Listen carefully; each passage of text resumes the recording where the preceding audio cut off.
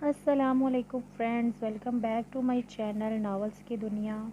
Friends, जैसा कि आपको पता है कि हम अपना नावल पढ़ रहे हैं लम्से आशिकी।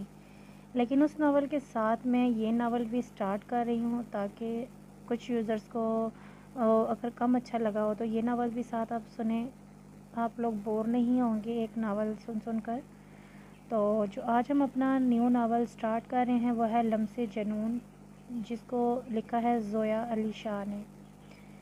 आई होप कि आपको ये नावल भी अच्छा लगेगा। तो आपका टाइम वेस्ट किए बिना हम अपना नावल स्टार्ट करते हैं। नावल स्टार्ट करने से पहले आप लोग मेरा चैनल सब्सक्राइब करें और लाइक करें ताकि आपको मेरी हर वीडियो आसानी मिल सके। तो हम अपना नावल लम्से जुनून स्टार्ट करते हैं। तुम कोई काम ढंग से नहीं कर सकती हो या नहीं?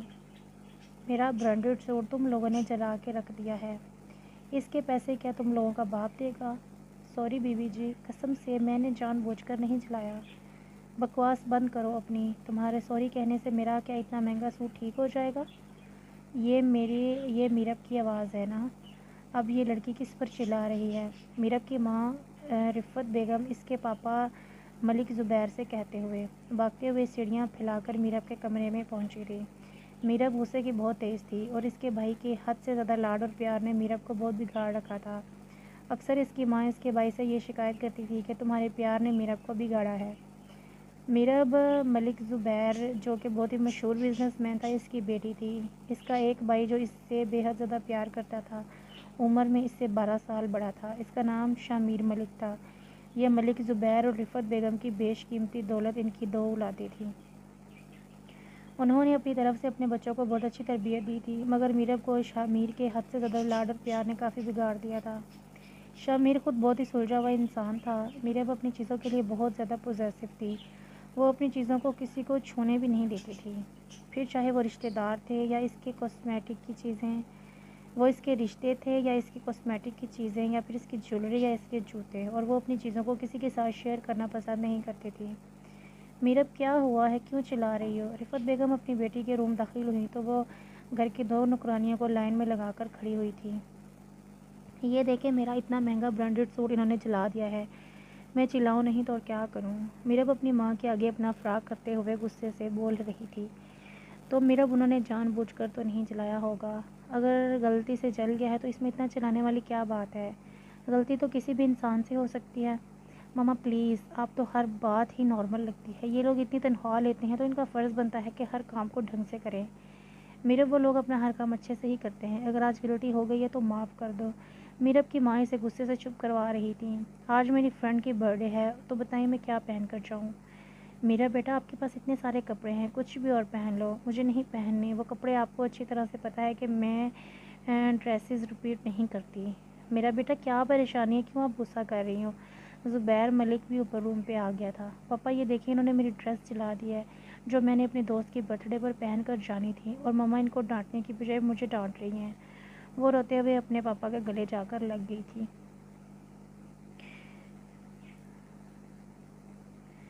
क्यों डांट रही हैं भैया आप मेरी बेटी को? मीरब के पापा ने मीरब की माँ को मसनूई गुस्से से डांटते हुए कहा। बहुत अच्छी बात है, आधा तो इसके भाई ने इसको बिगाड़ रखा है, बाकी की कसर आप पूरी कर दें। मीरब की माँ ने सच में गुस्से से ही जवाब दिया था। आप मेरी बेटी को डांटा नहीं करें। और किसने कहा मेरी बेटी बिगड़ी हुई है? मेरी बेटी तो बहुत समझदार है माशाल्लाह। बस इसी तरह से अपनी बेटी की तरफदारी करते रहा करें। जब इसकी शादी करके दूसरे घर बेचेंगे तो एक काम करना, आप दोनों बाप बेटा भी इसके साथ ही चले जाना। इसको ससुराल में आप दोनों की बहुत ज़रूरत पड़ने वाली है। रिफ़त बेगम गुस्से से बड़बड़ाते हुए रूम में चली गईं। पापा, देखा ना आपने, मामा किस तरह मुझ पर ही चिल्लाती रहती हैं, और तुम दोनों यहाँ पर खड़ी होकर क्या कर रही हो? दफ़ा हो जाओ। ख्वाह मेरी माँ से मुझे इतनी बातें सुनने को मिली तुम दोनों की वजह से। हालांकि बातें मामा को तुम लोगों को सुनानी चाहिए थी। मीरा अपना गुस्सा नौकरानियों पर निकालते हुए बोली। नौकरानियाँ बेचाती अपनी जान बचाते हुए 1 मिनट से पहले कमरे से 9 2 11 हो गई। अब बताओ मेरे बेटे को क्या मसला है? नया ड्रेस चाहिए? यस पापा, मेरे दोस्त की बर्थडे है और मुझे वहाँ पर नया ड्रेस पहन कर जाना है। आपको तो पता है ना, मैं एक ड्रेस को दोबारा नहीं पहनती। मीरब ने बेचारा सा मुँह बनाते हुए अपने पापा से कहा। तो जाइए नया ड्रेस ले लें। मीरब के पापा ने अपना क्रेडिट कार्ड मीरब के हाथ में थपाते हुए कहा। लव यू पापा। میرے اپنے پاپا کے گلے میں باہیں ڈال کر خوشی سے جھومتی ہوئی کارڈ لے کر ڈرائیور کے ساتھ ڈریس لینے چلی گئی۔ پلیز سمجھنے کی کوشش کرو، میں نہیں رہ سکتا اس کے بغیر۔ جو میرا جسم ٹوٹتا ہے، کیڑے رینگتے ہیں، میرے جسم میں اتنا درد ہوتا ہے کہ مجھ سے برداشت نہیں ہوتا۔ اس درد سے تو بہتر ہے کہ میں مر جاؤں، اور زیادہ بہتر ہے کیوں نہیں مجھے مرنے دیتے؟ جب تم لوگوں کو سب پتہ ہے تو کیوں میرا تماشا بنا رہے ہو؟ یا تو مجھے مرنے دو یا مجھے نشہ دے دو پلیز۔ پہلے تو اس لڑکی کے بغیر نہیں رہ سکتا تھا، اب تو نشے کے بغیر نہیں رہ سکتا۔ تو کوئی ایک چیز کی ڈیمانڈ تو کر۔ رومان شاہ آنکھیں دکھاتے ہوئے بولا، مجھے نہیں جینا، مرنے دو مجھے۔ کیوں نہیں تم لوگوں نے میری جان چھوڑ دیتے ہو؟ احمر روتے ہوئے بولا، تم صرف ایک لڑکی کی خاطر اپنی جان دینا چاہتے ہو، مرنا چاہتے ہو۔ وہ کل کی آئی ہوئی لڑکی تمہارے لیے اتنی خاص ہوگی کہ تمہیں نہ تو اپنی بوڑھی ماں نظر آ رہی ہے اور نہ اپنی جگری یار، لعنت ہے تیری جوانی پر۔ ہاں، نہیں نظر آ رہی مجھے میری بوڑھی ماں، اور نہ مجھے نظر آ رہے ہو تم لوگ۔ تم میرا پیچھا کیوں نہیں چھوڑتے ہو؟ کیوں ہر جگہ سائے کی طرح میرے پیچھے پہنچ جاتے ہو؟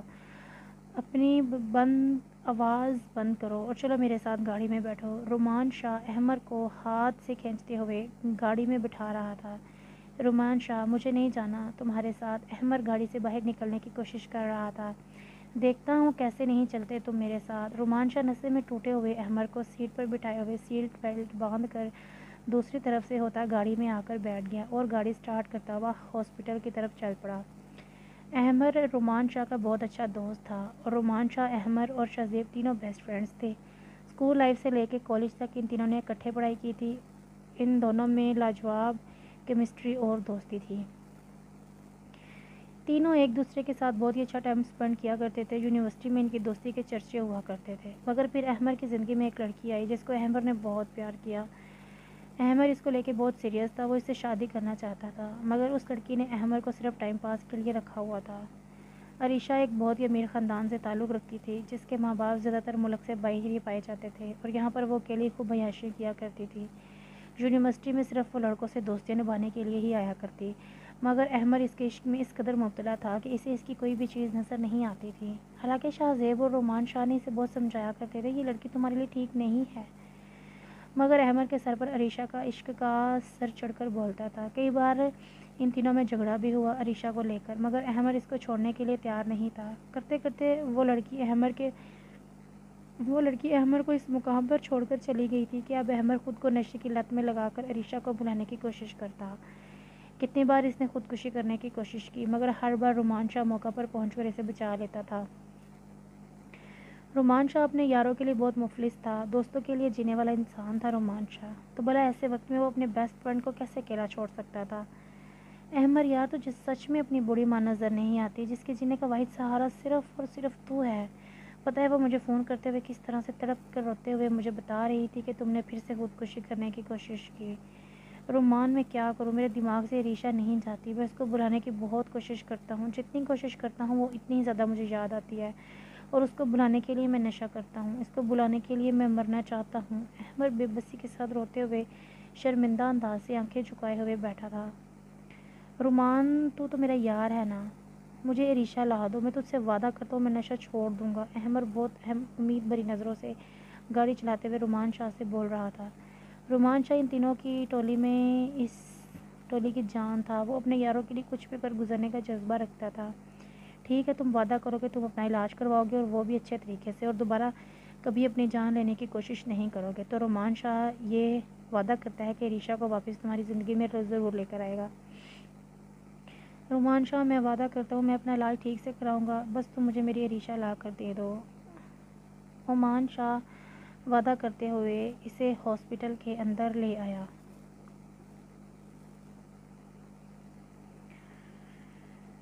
جہاں ڈاکٹر شاہ زیب ان کا ویٹ کر رہا تھا۔ ڈاکٹر شاہ زیب ان کی ٹولی کا تیسرا دوست تھا، تینوں آپس میں بہت اچھے بیسٹ فرینڈز تھے۔ احمر کو شاہ زیب نے ہاسپٹل میں داخل کروا دیا تھا، جہاں پر اس کا علاج شروع ہو چکا تھا۔ احمر کے کافی سارے ٹیسٹ ہوئے، جس میں ڈاکٹر نے یہ بتایا کہ احمر کے جسم میں 70% ڈرگس کا نشہ پھیل چکا ہے، یہ زہر اس کی باڈی کو 70% متاثر کر چکی ہے، مگر ڈاکٹروں نے یہ یقین دلایا تھا کہ اگر پیشنٹ خود کوشش کرے تو اچھے سے علاج کروائے تو اس کی جان بچائی جا سکتی ہے۔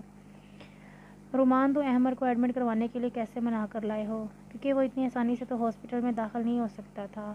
ڈاکٹر شاہ زیب رومان شاہ سے ہاسپٹل کے باہر کھڑا یہ پوچھ رہا تھا۔ میں نے اسے یہ کہا کہ اگر وہ اپنا علاج اچھے سے کروا لے تو میں اسے ریشہ واپس لا کر دوں گا۔ کیا تم نے احمر سے یہ کہا کہ تم اسے ریشہ واپس لا کر دو گے؟ اس سے تو بہتر تھا کہ اسے مرنے دیتے۔ اس کو ڈرگ کے نشے میں ڈاکٹر شاہ زیب غصے سے بولا۔ شاہ زیب اگر یار کی جان بچانے کے لیے جھوٹ بولنا پڑے تو میرے نزدیک یہ غلط نہیں ہے۔ مطلب تم نے احمر کو جھوٹ کہا ہے؟ نہیں کر سکتے تو نہیں کیا۔ کیا لگتا ہے میں اس عریشہ جیسے گھٹیا لڑکی کو پھر سے میرے یار کی زندگی میں واپس لاؤں گا؟ تھینک گاڈ، مجھے تو لگا کہ سچ میں تم اس گھٹیا عریشہ کو احمر کی زندگی میں واپس لے کر آؤ گے۔ ڈاکٹر شاہ زیب لمبی سانس لیتے ہوئے شکر کر رہا تھا۔ ماضی کہاں جا رہی ہو؟ اس طرح سے سچ سنور کر رومیو مہک کا ہاتھ پکڑ کر اپنی طرف کھینچتے ہوئے اسے حویلی کے برآمدے میں لے آیا تھا۔ رومیو اور سحر دونوں آپس میں کزنز تھے۔ رومیو مہک کے چچا کا بیٹا تھا اور مہک رومیو کے تایا کی بیٹی تھی۔ رومیو کے بابا کے علاوہ 2 اور بھائی تھے۔ رومیو کے بابا زیادہ چلاک نہیں تھے، جس کی وجہ سے اس کے حصے میں کچھ خاص نہیں آیا۔ رومیو کے پاپا کے دونوں بڑے بھائی جو کہ بہت زیادہ چلاک اور بے ایمان تھے، انہوں نے بڑی چالاکی سے رومیو کے بابا کی آدھے سے زیادہ جائیداد ہڑپ کر لی تھی۔ رومیو بھی اس قابل نہیں تھا کہ وہ اپنے باپ کے ساتھ کندھا لگا کے کھڑا ہو سکتا، وہ بھی میٹرک کے پیپر دے رہا تھا۔ رومیو کا بابا اکثر بیمار رہنے لگا تھا۔ رومیو کی ماں اکثر رومیو کے بابا سے یہ شکایت کرتی کہ تمہارے بھائیوں نے میرے بیٹے کے حصے کی جائیداد پہ قبضہ کر لیا ہے، وہ آپ کچھ نہیں بولتے۔ رومیو کے بابا بہت صبر سے جواب دیا کرتے کہ بیگم یہ دنیا کا مال ہے، دنیا میں ہی رہ جانا ہے، آخرت میں صرف اپنے اعمال ہی لے کر جانے ہیں، تو اس لیے دنیا کی فکر مت کرو۔ مجھے یقین ہے میرا بیٹا اس قابل ضرور بنے گا کہ وہ اپنی محنت بل بوتے پر اپنا نام کما لے گا، تم ہمارے بیٹے کی فکر نہ کیا کرو۔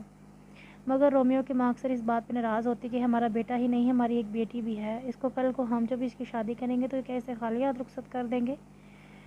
رومیو کے بابا اس بات پر بھی بڑے تحمل سے جواب دیا کرتے بیگم اگر اللہ تعالیٰ نے ہمیں بیٹی دی تو اس کے نصیب بھی اس ذات نے ضرور لکھے ہوں گے، تم ہماری بیٹی کے لیے پریشان نہ ہو، خدا اسے میرے جیسا ہم سفر دے تو اسے کچھ بھی دینے کی ضرورت ہی نہیں پڑے گی۔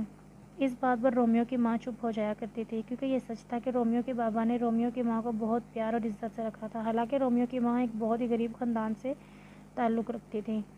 رومیو کی ماں یتیم تھی، اس کے ماں باپ مرے ہوئے تھے اور دادی نے اس کو پالا تھا، جس کی وجہ سے رومیو کی ماں کچھ بھی جہیز میں نہ لے کر آئی تھی۔ مگر ایک شادی ہی میں رومیو کے بابا نے اسے دیکھا تو وہ اسے بہت پسند آ گئی اور اس نے آ کر اپنے باپ سے ضد کی کہ مجھے اس لڑکی سے شادی کرنی ہے۔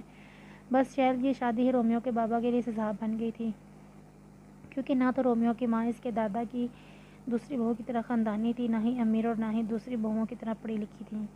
رومیو کی ماں بہت ہی سادہ مزاج اور نیک عورت تھی، جس کی وجہ سے ہمیشہ وہ سب سے الگ تھلگ ہی رہی۔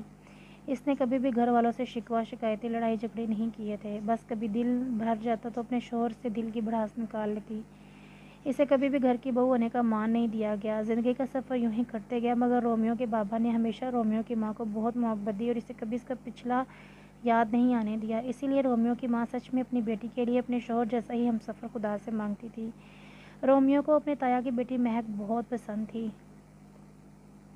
مگر مہک رومیو کو منہ نہیں لگاتی تھی۔ اس وجہ سے نہیں کہ رومیو خوبصورت نہیں تھا، رومیو خوبصورتی کے لحاظ سے خاندان کا سب سے خوبصورت لڑکا تھا، مگر رومیو کے پاس اس کے بابا کی جائیداد نہیں تھی اور نہ ہی گھر میں رومیو کے بابا کی وہ حیثیت تھی جو ان کے دونوں کے تایا کی تھی۔ اس لیے رومیو کو بھی مہک ہمیشہ ڈیگریڈ ہی کرتی تھی، مگر رومیو ہر بار اپنے دل سے مجبور ہو کر سحر کے قریب ہوتا تھا۔ آج بھی مہک جب تیار ہو کر دوسری حویلی جا رہی تھی، دوسری حویلی میں مہک کے ننیال والے رہتے تھے۔ مہک کے ماموں بھی کافی نکچڑے تھے، ان کو بھی کافی مان تھا اپنی دولت پر۔ چھوڑو میرا ہاتھ، مجھے دوسری حویلی جانا ہے، مہک رومیو سے اپنا ہاتھ چھڑاتے ہوئے بولی۔ دوسری حویلی اتنا سج کر جانے کی کیا ضرورت ہے؟ رومیو کو سحر کا یوں سجنا بہت برا لگتا تھا، مہک بہت ہی زیادہ فیشنیبل تھی۔ رومیو تم اپنے کام سے کام رکھا کرو، میں تمہیں ایسا کوئی حق نہیں دیا کہ تم مجھ سے سوال جواب کرو، اور نہ تو میرے باپ اور نہ بھائی، سمجھے تم؟ مہک تم مجھ سے اس الفاظ میں بات مت کیا کرو، میرے جذبات سے تم واقف ہو نہ واقف ہو نہیں ہو جو اتنے معصوم بن کر مجھے باپ اور بھائی ہونے کا طعنہ دے رہی ہو۔ میں تمہارے ساتھ کیا رشتہ بنانا چاہتا ہوں تمہیں بہت اچھی طرح پتہ ہے تم میرے ساتھ کون سا رشتہ بنانا چاہتے ہو، مگر مجھے تمہارے ساتھ ایسا کوئی رشتہ نہیں بنانا، کہ تمہارا اسٹیٹس مجھ سے میچ نہیں کرتا، تمہاری حیثیت ہی کیا ہے ہماری حویلی میں نوکروں کی طرح ہو۔ مہک نے آنکھیں گھما کر ناگواری سے رومیو کی طرف دیکھتے ہوئے کہا، مہک میں تم سے بہت پیار کرتا ہوں، اور یار مجھے ایک بار پڑھائی مکمل کر لینے دو، میرا وعدہ ہے کہ میں بہت محنت کروں گا، میں اتنا پیسہ کماؤں گا کہ تمہاری سب خواہشیں پوری کر سکوں، پلیز مجھے تھوڑا وقت دو۔ رومیو مہک کا ہاتھ پکڑے ہوئے کھڑا تھا۔ پلیز رومیو، یہ مجنوں کے جیسی باتیں مجھ سے مت کیا کرو، نہ تو میں تمہیں ٹائم دے سکتی ہوں اور نہ ہی تمہارا ویٹ کر سکتی ہوں، میرے پاس تم سے بہتر آپشنز موجود ہیں، تو میں کیوں تمہارا ویٹ کروں، ایسی کیا خاصیت ہے تم میں؟ مہک کی نظر اس کے ماموں کے بڑے بیٹے شاذم پر تھی، جو ابھی بھی باہر سے پڑھ کر آیا تھا۔ شاذم خود بہت ہی سلجھی ہوئی پرسنالٹی کا مالک تھا اور رومیو کو بہت اچھا دوست بھی، جس کو مہک میں کوئی انٹرسٹ نہیں تھا، مگر مہک کو اس کے پیسے اور اس کے اسٹیٹس بہت اچھا لگتا۔ اس وقت بھی وہ میک اپ سے لت پت ہو کر ٹائٹ کپڑے پہنے ہوئے بڑی حویلی صرف اسی لیے جا رہی تھی کہ وہ شاذم پہ ڈوری ڈال سکے۔ رومیو، جو مہک کے لیے بہت سیریس تھا، اس مہک کا یوں سچ سمجھ کر ٹائٹ کپڑے پہن کر جانا زہر لگتا تھا، مگر وہ مہک کی بکواس کے آگے بے بس ہو کر چپ کر جاتا۔ مہک، آ جاؤ، یہاں کھڑی کیا کر رہی ہو بیٹا، اپنے اسٹیٹس کے لوگوں کے ساتھ اٹھا بیٹھا کرو۔ مہک کی ماں دور کھڑی ہوئی مہک اور رومیو کو ساتھ کھڑا دیکھ رومیو پر طنز مارتے ہوئے مہک کو بلا رہی تھی۔ رومیو غصے سے اپنی بڑی تائی کو دیکھتے ہوئے سیڑھیاں چڑھ کے چھت پہ آ گیا، کیونکہ اگر گھر کے اندر جاتا تو اس کی ماں اور بہن فوراً ہی بھانپ لیتی کہ رومیو کو کسی نے کچھ کہا ہے، تو وہ بہت پریشان ہو جاتی ہے، اور رومیو کی پریشانی کی وجہ نہیں بننا چاہتا تھا، کیونکہ رومیو کی ماں کی زندگی میں پہلے ہی بہت پریشانیاں تھیں اور وہ مزید انہیں بڑھانا نہیں چاہتا تھا۔ رومیو چھت پہ جا کر کتنی دیر یوں ہی اداس سا ہو کر آسمان کی طرف دیکھتا رہا۔ رومیو کے گھر والوں کا یہ رویہ اسے کمزور نہیں کرتا تھا، بلکہ ان کے رویوں کی وجہ سے رومیو کا خود کے پیروں پر کھڑے ہونے کا جنون بڑھ جاتا تھا، وہ ہر ٹھوکر کے بعد خود کو اور مضبوط کر کے کھڑا ہو جاتا۔